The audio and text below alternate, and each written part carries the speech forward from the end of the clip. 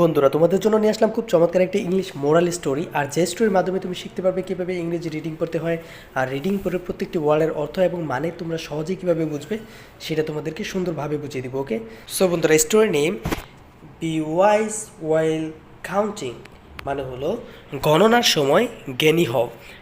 B অর্থ হও, আর wise অর্থ হলো জ্ঞানী, আর কাউন্টিং অর্থ হলো গণনা। ওকে, তাহলে কি গণনার সময় কি হও, জ্ঞানী হও।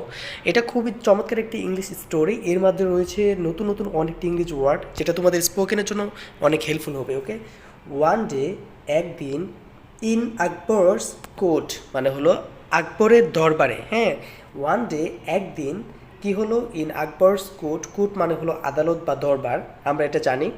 আকবরের দরবারে সামওয়ান, হ্যাঁ কেউ, মানে হলো কেহ কি করলো, আস্কড দ্য কোয়েশ্চেন্স, মানে হলো কেউ একজন কি করলো, একটি প্রশ্ন জিজ্ঞেস করলো। আস্কড অর্থ হলো জিজ্ঞেস করা, আর কোয়েশ্চেন অর্থ হলো প্রশ্ন। মানে হলো আকবরের দরবারে কি করেছিল, একজন মানে যে কোনো একজন অপরিচিত লোক কি করেছিল, জিজ্ঞাসা করেছিল, হ্যাঁ একটি প্রশ্ন করেছিল। কি প্রশ্ন করেছিল, হাউ মেনি ক্রোস, মানে হলো কতগুলো কাক রয়েছে। হ্যাঁ, এই যে ম্যানি, ম্যানি অর্থ হলো অনেক বা কতগুলো এরকম। হ্যাঁ, হাউ ম্যানি অর্থ হলো কি অনেক। ওকে, ক্রোস মানে হলো কাক। হ্যাঁ, কতগুলো কাক রয়েছে।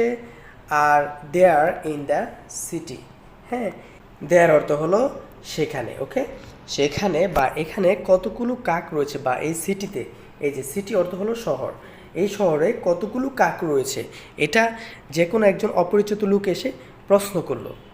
তারপরে দেখো নো ওয়ান, মানে হলো কেউ না। হ্যাঁ, হ্যাড দ্য অ্যান্সার, মানে কারো কাছে এই অ্যান্সার ছিল না। হ্যাড অর্থ থাকা। ওকে, অ্যান্সার মানে হলো উত্তর, কারো কাছে এর উত্তর ছিল না। ওকে, বা কেউ এই উত্তরটি দিতে পারলো না। ওকে, বীরবল কুইকলি রিপ্লাইড, মানে হলো বীরবল নামের একজন লোক, কুইকলি মানে হলো তাড়াতাড়ি, রিপ্লাইড উত্তর দিল। হ্যাঁ, বীরবল নামের একটি লোক কুইকলি মানে তাড়াতাড়ি উত্তর দিল। কি উত্তর দিল, 4312, মানে হলো উত্তর দিল 4000, মানে হলো 4300, 4312। এই যে 12 অর্থ হলো 12। ওকে, সে উত্তর দিল, বীরবল নামের একটি লোক, সে কুইকলি মানে হলো তাড়াতাড়ি অ্যান্সার দিল যে এই শহরে 4312টি কাক রয়েছে। হ্যাঁ, তারপর দেখো এর অ্যান্সারে কি কি হলো, হি ওয়াজ আস্কড, সে জিজ্ঞেস করেছিল, who did he know this. হ্যাঁ, সে মানে হু ডিড হি নো অর্থ হলো জানা। হ্যাঁ, দিস এই, সে মানে হলো বীরবলকে বলেছিল তুমি এটি কিভাবে জানো। ওকে, হ্যাঁ, যে ওয়াস অর্থ হলো ছিল, আস্কড অর্থ জিজ্ঞেস করা বা বলা। বীরবলকে সেই অপরিচিত লোকটি বলেছিল তুমি এটি কিভাবে জানো।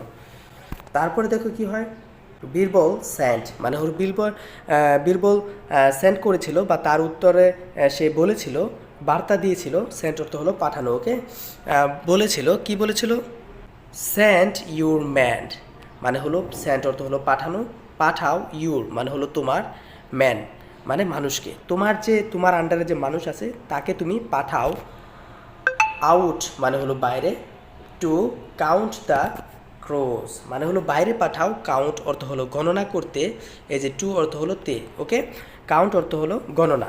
তাহলে কি তোমার লোককে তুমি বাইরে পাঠাও গণনা করার জন্য। হ্যাঁ, সেই বীরবল বলতেছি, তাহলে তোমার যদি সন্দেহ লাগে তাহলে তুমি তোমার লোককে বাইরে পাঠাও গণনা করার জন্য, বা শহরে পাঠাও গণনা করার জন্য। হ্যাঁ, ইফ ইট, যদি এটি, ইফ ইট অর্থ হলো যদি, ইফ অর্থ হলো যদি, আর ইট অর্থ হলো এটি, ইট লেজার। হ্যাঁ, ইট লেজার অর্থ হলো অপেক্ষাকৃত কম। দেন দিস নাম্বার, আমি যে সংখ্যাটি বলেছি, মানে হলো দিস নাম্বার মানে হলো এই সংখ্যাটি, আমি যে সংখ্যাটি বলেছি, হ্যাঁ তার চেয়ে যদি কিছুটা কম হয় বা কম পড়ে গণনার ক্ষেত্রে, তাহলে কি দেখো, দেন সাম ক্রোস, মানে হলো কিছু কাক, এই যে সাম অর্থ হলো কিছু কাক, যদি কিছু কম পড়ে তাহলে কি কিছু কাক আর ভিজিটিং দেয়ার ফ্যামিলিজ, তাহলে কি তাদের ফ্যামিলির সাথে ভিজিট করতে গেছে বা সাক্ষাৎ করতে গেছে। ভিজিট অর্থ হলো সাক্ষাৎ। ওকে, ফ্যামিলিজ মানে হলো পরিবার। ওকে, এই যে দেখো দেয়ার মানে হলো তাদের ফ্যামিলির সাথে কি যদি কিছু কাক কম পড়ে তাহলে তাদের ফ্যামিলির সাথে সাক্ষাৎ করতে গেছে। হ্যাঁ, কোথায় গেছে? এলসওয়্যার অর্থ হলো অন্য কোথাও। তাহলে কি যদি আমার গণনার ক্ষেত্রে কিছু কম পড়ে তাহলে তুমি ধরে নিবে যে সেই বীরবল বলতেছে অপরিচিত ব্যক্তিটিকে যে তাহলে তুমি ধরে নিবে যে সেই কাকগুলো মানে কিছু কাক এই যে সাম মানে হলো কিছু কাক, হ্যাঁ, এলসওয়্যার অন্য কোথাও এই যে ফ্যামিলিজ তার পরিবারের সাথে ভিজিট, এই যে ভিজিটিং অর্থ হলো সাক্ষাৎ করতে গেছে।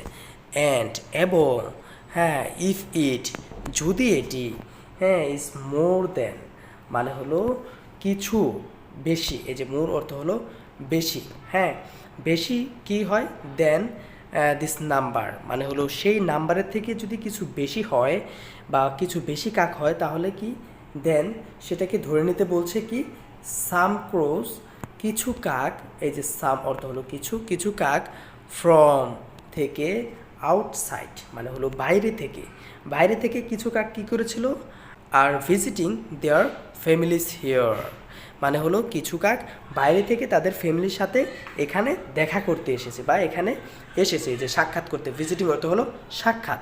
তাহলে কি যদি কিছু কাক কম পড়ে তাহলে বুঝে নিতে হবে যে সেখান থেকে কিছু কাক বাইরে বা অন্য কোথাও, হ্যাঁ, এই যে বাইরে বা অন্য কোথাও তাদের ফ্যামিলির সাথে ভিজিট করতে গেছে। আর যদি কিছু কাক বেশি হয় তাহলে সেটা বুঝে নিতে হবে যে বাইরে থেকে কিছু কাক তাদের ফ্যামিলির সাথে এই সিটিতে সাক্ষাৎ করতে এসেছে তাদের ফ্যামিলির সাথে। ওকে, দেখো অনেক সুন্দর বুদ্ধি করে এই কথাটি বলেছে। তারপরে দেখো কি হয়, আকবর ওয়াজ ভেরি হ্যাপি, আকবর খুব খুশি হয়েছিল বা সেই অপরিচিত ব্যক্তিটির নাম ছিল আকবর। আকবর খুব খুশি হয়েছিল, কি দ্বারা খুশি হয়েছিল? উইথ দ্য অ্যান্সার, তার উত্তরের ধারা, হ্যাঁ, এই যে উইথ অর্থ হলো সঙ্গে বা ধারা, তার উত্তরের ধারা, অ্যান্সার অর্থ হলো উত্তর, সেই বীরবলের উত্তরের ধারা সে খুশি হয়েছিল। অ্যান্ড এবং শোয়ার্ড বীরবল শোয়ার্ড অর্থ হলো বর্ষণ করা, বীরবলকে বর্ষণ করেছিল বা দিয়েছিল কি উইথ ধারা গিফট মানে গিফট দিয়েছিল কিসের জন্য?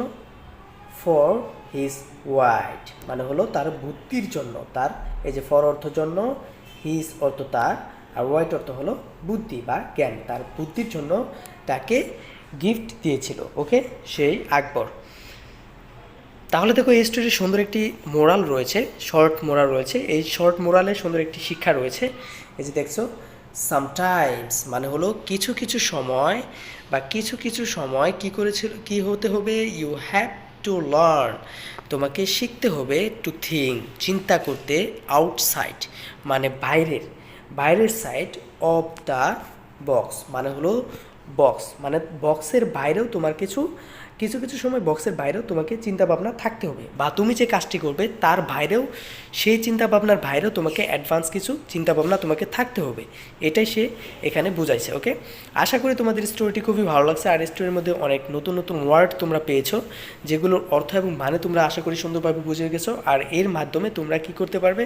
স্পোকেনের ক্ষেত্রে এই ওয়ার্ডগুলো তোমাদের অনেক বেশি হেল্পফুল হবে, কারণ ইংলিশ স্পোকেনের ক্ষেত্রে সব থেকে মোস্ট ইম্পর্টেন্ট হলো ইংলিশ ভোকাবুলারি। যত তুমি ইংরেজি ভোকাবুলারিতে পাকা হবে ততই বেশি তুমি ইংরেজি স্কিলকে তুমি ডেভেলপ করতে পারবে। ওকে, সো দেখা হবে নেক্সট আরেকটি সুন্দর ইংলিশ মোরাল স্টোরিতে। সেই পর্যন্ত ভালো থাকবে, সুস্থ থাকবে, আল্লাহ হাফেজ।